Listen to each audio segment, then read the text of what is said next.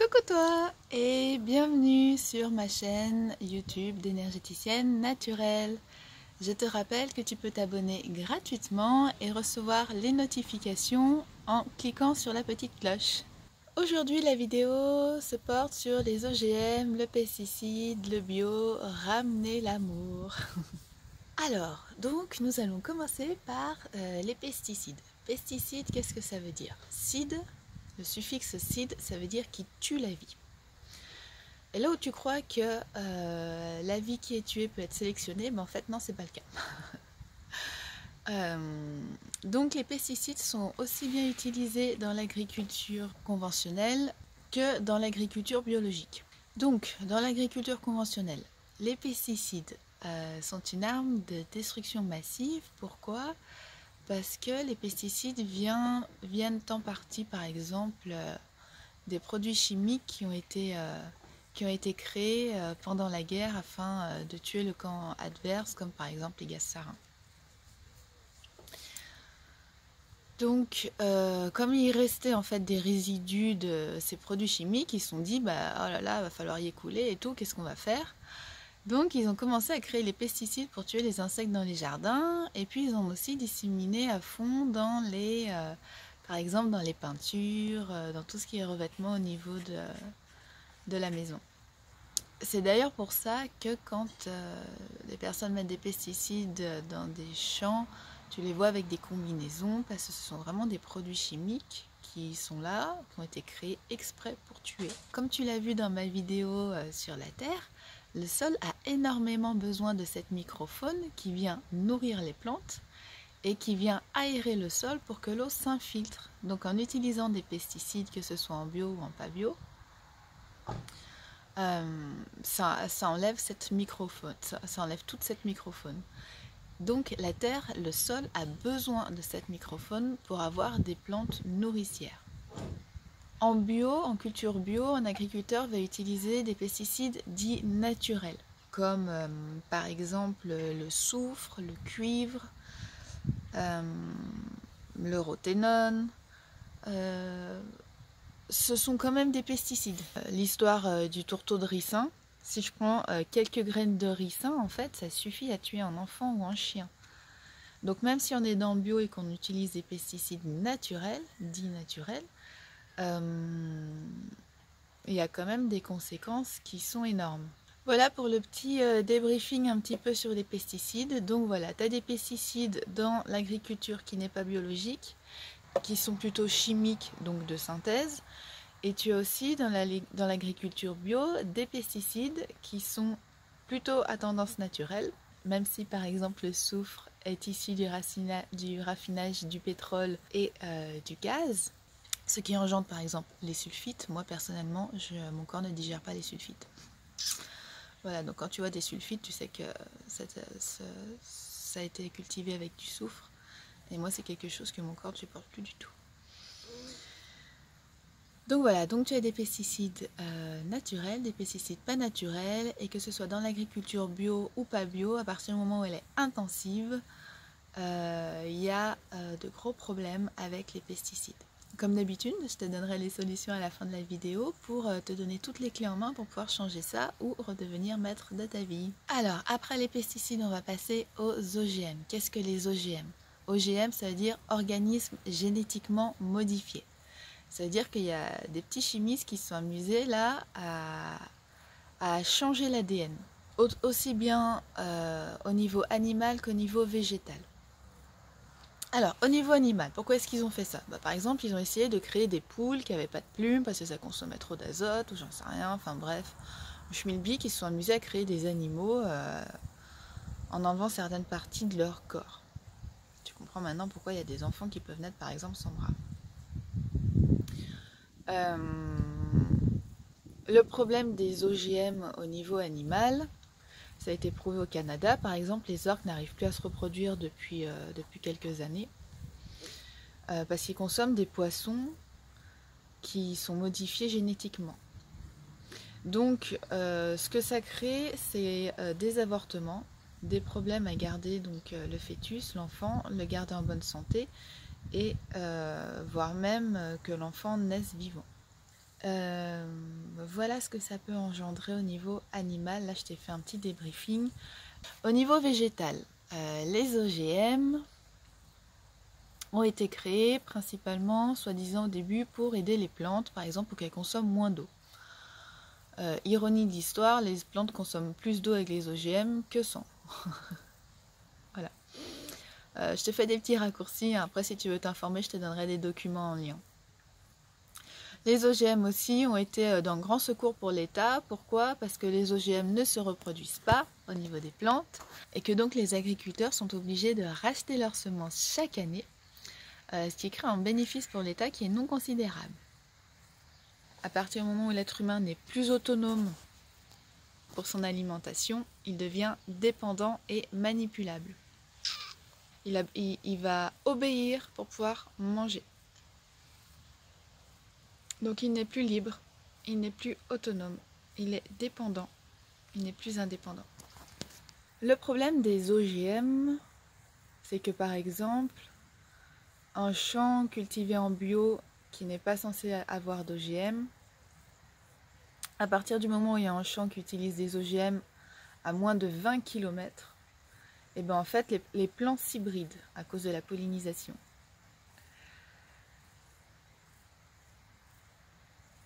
Et c'est pareil pour les animaux. Quand je te parlais des orques tout à l'heure, les saumons qui étaient contaminés aux OGM se sont hybridés avec les saumons naturels, ce qui fait que ça devient un gros problème. Donc comme tu as pu le voir, là on a pu parler aussi du bio. Donc le bio. Bio ne veut pas forcément dire, normalement ça devrait l'être, sans OGM, mais ça ne l'est pas forcément puisque comme je viens de te l'apprendre, les champs s'hybrident. Ensuite, bio ne veut pas dire sans pesticides. Non, les pesticides utilisés dans le bio sont naturels. Mais comme je t'ai dit, la solution c'est de ramener les insectes dans les champs, donc d'arrêter d'utiliser des pesticides. En ce qui concerne le bio, sans gluten, l'alimentation sans gluten ne veut pas dire bio. Et l'alimentation locale ne veut pas forcément non plus dire bio. Donc fais bien attention à ça. Un produit est étiqueté sans OGM à partir du moment où la quantité de produits avec OGM à l'intérieur est inférieure à 0,9%. Donc quand un produit est étiqueté sans OGM, ça ne veut pas dire non plus qu'il n'y a pas d'OGM dedans. Il a été prouvé et déclaré par l'OMS que l'association pesticides-OGM provoquait la maladie de Parkinson notamment. Et ça aussi, il y a eu des études qui ont été faites qui démontrent que les tumeurs viennent de là aussi. D'accord. Donc quelles sont les solutions pour tout ça? C'est comme tu me connais, moi j'adore apporter des solutions. Parce que c'est super de dire ce qui ne va pas pouvoir se prendre en main. Mais l'important, c'est de changer les choses.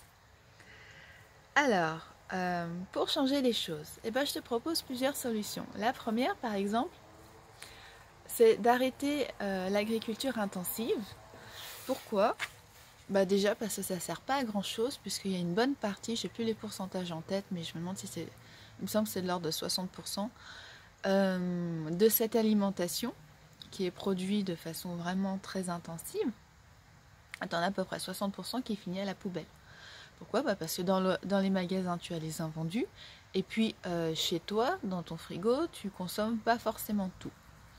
Donc je pense qu'avec tous les pays qui ont des problèmes alimentaires, je pense que c'est nécessaire d'arrêter de jeter de la nourriture, d'arrêter de surproduire et de surconsommer.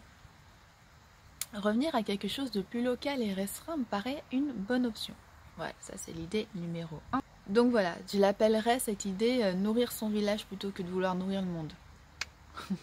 Quand tu reviens à quelque chose de plus naturel, donc déjà revenir à quelque chose de plus naturel, comment l'agriculteur peut-il faire pour ramener la biodiversité au niveau de la faune? Déjà ramener la biodiversité au niveau de la flore, ça c'est clair, c'est-à-dire cultiver en polyculture, plusieurs choses en même temps. Et il y a une expérience qui a été faite sur des grandes bandes de 3 mètres de large entre les espaces cultivés, des grandes bandes qui font tout le long de l'espace cultivé et qui font 3 mètres de large où dedans il n'y a que des fleurs. Que des fleurs. Et il s'est avéré que les champs qui étaient entourés de ces bandes-là n'avaient absolument aucun puceron, aucun ravageur nuisible. Donc ça, c'est une expérience que je t'invite à faire. Et en plus, c'est génial parce que tu peux amener les enfants ici.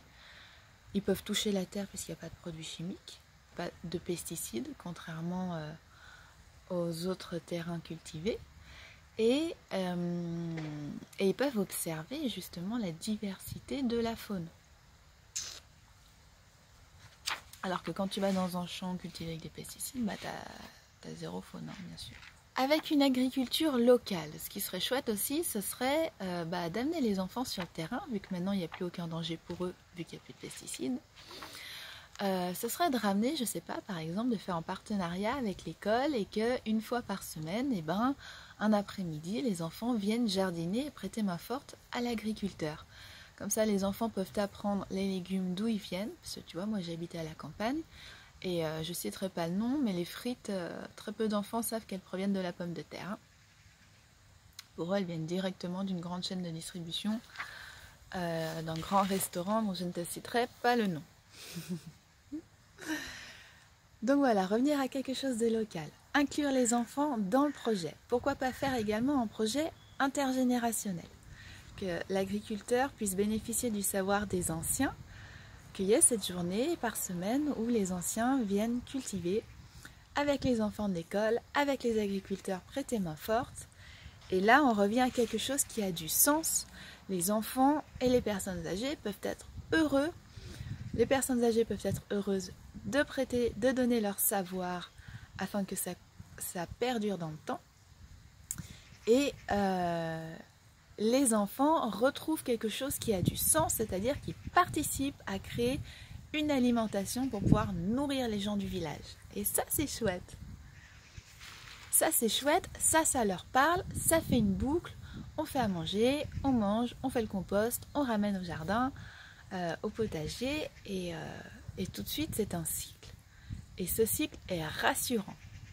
Une autre solution que je te propose aussi, c'est de cultiver toi-même tes légumes. Tu peux acheter les graines à Cocopelli puisque tu es sûr qu'elles sont bio. Et sinon, tu peux aussi cultiver à plusieurs, tu vois, comme derrière moi, là, dans des jardins partagés. Et pouvoir apprendre justement des personnes plus âgées ou des autres qui savent déjà jardiner depuis longtemps. Venir avec tes enfants et partager ces temps d'échange qui sont extraordinaires. J'en profite pour te dire, dans le cas où tu fais ton potager, qu'il y a une chose pour moi très importante, c'est que le sol ne doit jamais être à nu. Il faut qu'il y ait plein d'insectes, plein de faune. Comme tu peux constater dans la forêt, il n'y a jamais de sol nu. De partout, il y a de l'herbe, Et c'est pareil dans un potager, ta terre ne doit jamais être à nu. Tu n'as même pas besoin en fait de retourner toute ta terre, en fait juste tu fais un trou, tu mets ta graine. À partir du moment où ton sol a déjà de la faune et qu'il n'est pas hyper tassé, tu peux très bien faire ton potager comme ça, c'est le top du top. Même sans forcément parler de potager, je te rappellerai qu'il y a 98% des plantes qui sont comestibles, que tu trouves dans l'herbe. Quand tu marches dans l'herbe, c'est comme si tu marchais sur une salade géante en fait. C'est pour ça que les premiers stages qui ont été inventés portaient sur les 2% de plantes pas comestibles. Parce que c'est plus facile d'apprendre celles qui ne sont pas comestibles que celles qui sont comestibles.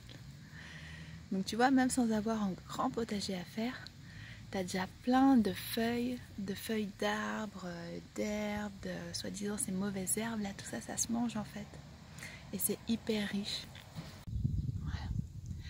Alors, il peut être important aussi de détoxifier ton organisme de tous les métaux lourds induits par les pesticides. Alors pour ça, je peux te proposer par exemple d'utiliser de la spiruline. Donc j'ai des connaissances à moi qui en fabriquent où tu peux être sûr d'avoir de la bonne spiruline et vraiment entière. C'est-à-dire où il n'y a pas des choses qui ont été retirées de la spiruline. Donc je te conseillerais la spiruline de Cévennes Algues, c'est la spiruline des Cévennes. Donc elle s'appelle, tu auras le site Cévennes Algues et là tu pourras trouver de la spiruline entière.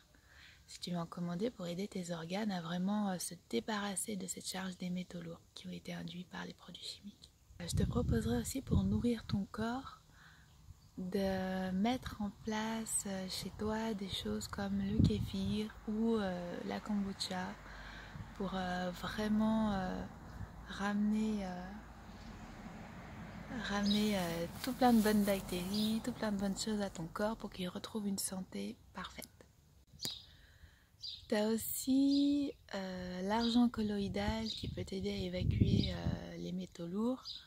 Ceci dit, moi je suis pas vraiment pour tout ce qui est nanoparticules. Donc voilà, c'est toi qui vois. Pour l'aspect énergétique, moi je t'inviterais à faire de la méditation, notamment par exemple pour faire pousser les plantes.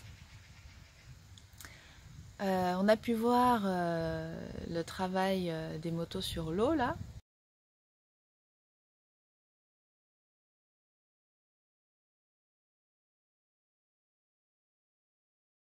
Même sur le riz, hein, on voit que si on met le mot amour sous un pot en verre rempli de riz, le riz se conservera plus longtemps, alors que si on met le mot haine ou des mots de colère sous un pot en verre contenant du riz, le riz va se périmer.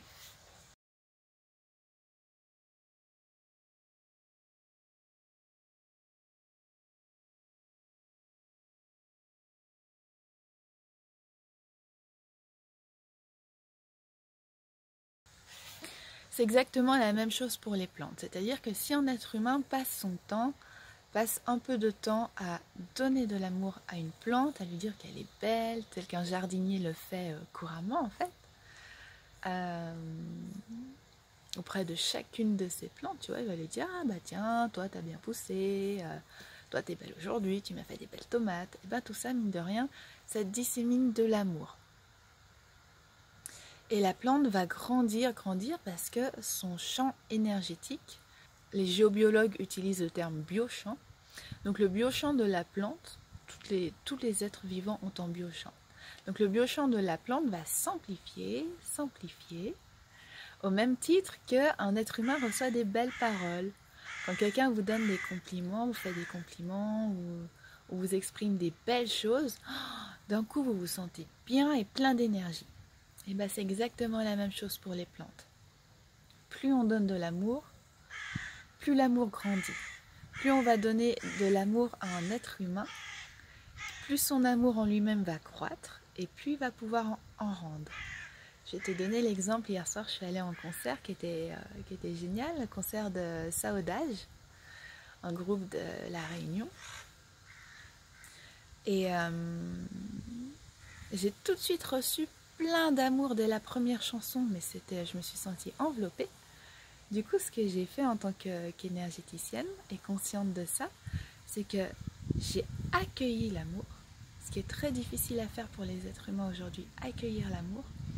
J'ai accueilli l'amour, je l'ai fait grandir en moi, et puis je l'ai renvoyé à la personne, qui elle l'a accueilli aussi, l'a fait grandir, et me l'a renvoyé encore, à moi et à tous les gens qui étaient dans la salle. Et ça, c'est un phénomène qui fait que croître encore et encore, et ça crée plein d'amour, et les gens sont hyper heureux là-dedans. Et à la fin du concert, les musiciens n'en revenaient pas, ils ont dit, mais on a reçu tellement d'amour, c'était tellement fort cette énergie dans la salle ce soir et tout, on vous remercie. Et il y a eu un temps d'échange à la fin du concert, on a pu parler avec eux, et c'est exactement aussi ce qu'a ressenti le public. Donc tu vois, plus on fait les choses avec amour, plus on en reçoit, plus on fait grandir, et mieux on se sent. Et ça, c'est extraordinaire parce que, bizarrement, c'est le rôle de l'être humain sur cette terre. Ok ? J'espère que cette vidéo t'a plu. Donc, si tu veux avoir le lien envers toutes mes vidéos, tu peux aller sur mon site Wix de Joie d'être ici et maintenant. Et sur la page vidéo, tu auras toutes les vidéos que j'ai pu faire. Je t'invite à les faire dans l'ordre parce que, comme tu l'auras vu, je te fais une petite formation en fait, une petite formation d'énergéticien si tu veux, gratuite. Pourquoi gratuite? Parce que je pense qu'il est temps d'installer la gratuité en ce monde. Et je pense que la survie de ce monde en dépend et que cette terre n'a pas de prix. Donc il est temps d'amener des choses qui bougent, qui font changer, et ce, gratuitement. Voilà, donc tu pourras avoir l'accès, tu pourras avoir le récap de toutes les vidéos sur cette page. Sinon, pour suivre le fil de cette formation humaniste, d'être humain relié à son environnement et à lui-même. Donc tu peux suivre le fil de tout ce magnifique projet via ma page Facebook de Joie d'être. J'espère que cette vidéo t'a plu, que tu as appris beaucoup de choses, que tu as pris plein d'amour, que tu vas le faire grandir pour le redistribuer en amplifié. Et je te dis à tout bientôt pour la prochaine vidéo. Salut!